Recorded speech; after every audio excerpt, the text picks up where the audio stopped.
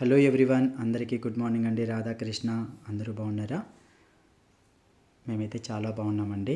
మా పిల్లలైతే చదువుకుంటున్నారు. వాళ్ళకైతే హాట్ వాటర్ అయితే పెట్టించేసాను. ఇప్పుడైతే సింపుల్గా ఎగ్ కర్రీ అయితే చేస్తున్నానండి. నా స్టైల్లో నేను ఏ విధంగా చేస్తాను రెగ్యులర్గా నేను చేసి చూపిస్తానండి. మీరు చూసేయండి.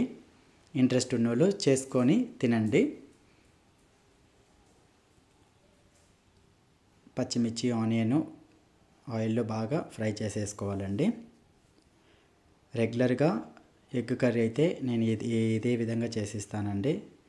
లంచ్ బాక్సులకు కూడా చాలా ఈజీగా ఉంటుంది మార్నింగు.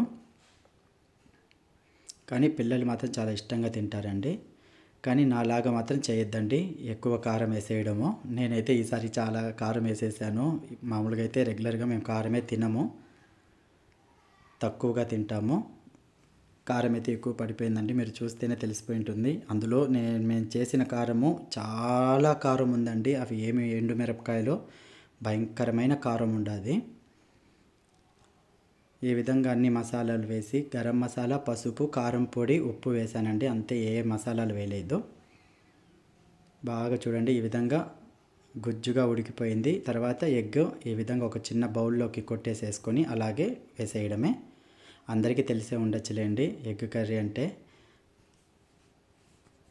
కాస్త ఈ విధంగా మగ్గుతానే తీసుకొని తినడమే.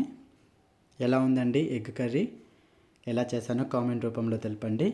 ఈ వీడియో గన నచ్చినట్టయితే గన ప్లీజ్ లైక్ చేయండి, షేర్ చేయండి, సబ్స్క్రైబ్ చేసుకోండి. మరొక వీడియోతో మళ్ళీ కలుస్తా ఫ్రెండ్స్. బాయ్.